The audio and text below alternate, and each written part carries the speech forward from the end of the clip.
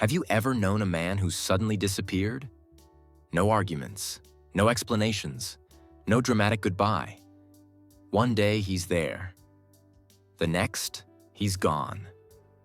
He stops replying. He deletes social media. He distances himself from friends, family, even people he once cared deeply about. And you're left wondering, what happened? Did I do something wrong? Or was this always coming? Today on Men Uncovered, we're diving deep into the psychology of men who cut everyone off. This isn't about blaming. This isn't about romanticizing isolation. This is about understanding the hidden emotional mechanisms behind why some men choose solitude over connection, and what it reveals about their inner world. Stay until the end, because the final reason is the one most people never talk about. Section 1.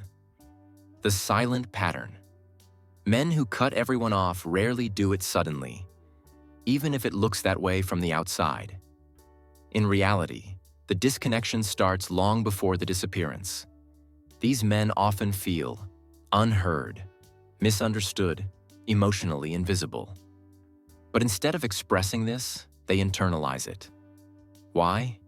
Because many men are taught from a young age that complaining is weakness, emotional needs are burdens, silence is strength.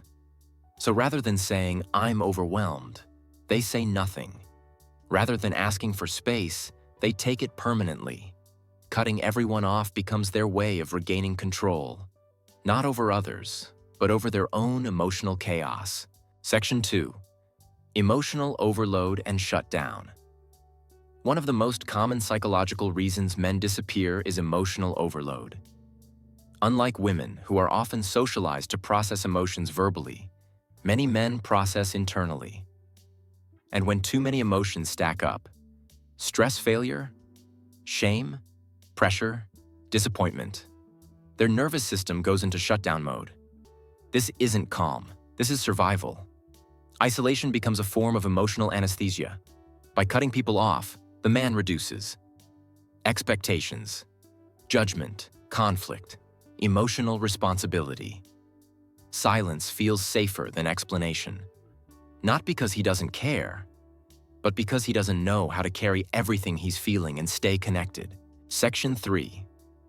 The role of male conditioning. To understand this behavior, we need to talk about how men are conditioned. From childhood, many boys hear phrases like, "Man up," "Stop crying," "Handle it yourself." Over time, vulnerability becomes dangerous.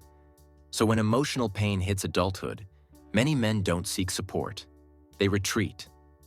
Cutting everyone off becomes the ultimate expression of self-reliance. If I don't need anyone, I can't be disappointed. But this mindset has a cost. Isolation doesn't eliminate pain, it amplifies it quietly. Yet the man convinces himself, "I'm better off alone." Section 4. Betrayal and trust fractures. Another powerful driver behind this behavior is betrayal. When a man has been deeply betrayed by a partner, family member, friend, or even society, his trust system rewires. He begins to believe, people disappoint. Loyalty is temporary attachment equals vulnerability. So instead of risking pain again, he builds emotional walls. Cutting everyone off becomes a defense mechanism. If I don't let anyone in, no one can hurt me. This is especially common in men who were cheated on, were abandoned, were humiliated emotionally, were used only for what they provided. The isolation is not about anger. It's about self-protection. Section 5.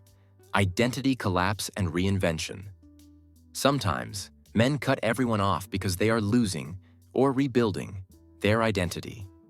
This happens after major failure, career collapse, divorce or breakup, loss of status, financial ruin. Men often tie their identity to competence and achievement. When that collapses, shame follows. Instead of facing people who remind them of who they used to be, they disappear to rebuild in silence. Isolation becomes a cocoon. They don't want pity. They don't want questions. They don't want reminders. They want to emerge later as someone new, or not emerge at all. Section 6. Control and autonomy. There's another layer people rarely discuss. For some men, cutting everyone off is about control, not in a manipulative way, but in a psychological one. When life feels unpredictable, relationships feel demanding. By removing everyone, the man creates predictability, simplicity, emotional quiet, no expectations, no obligations, no emotional labor. This can feel empowering at first, but long-term, it often leads to emotional numbness and disconnection from meaning itself. Section 7. Is it healthy or damaging? So, the real question is cutting everyone off ever healthy?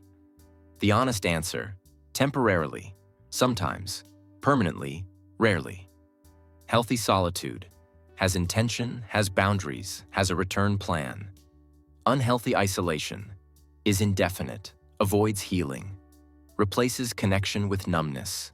Men who isolate without processing their pain often become emotionally detached, cynical, chronically lonely, disconnected from purpose. Healing requires safe connection, not endless distance. Section 8. How to understand a man who disappears. If you know a man who has cut everyone off, understand this. His silence is not emptiness. It's unspoken weight. He may not know how to ask for help. He may believe no one would understand. He may be fighting battles you can't see. The goal is not to chase him. The goal is not to pressure him. The goal is to leave the door open, without forcing it. Conclusion.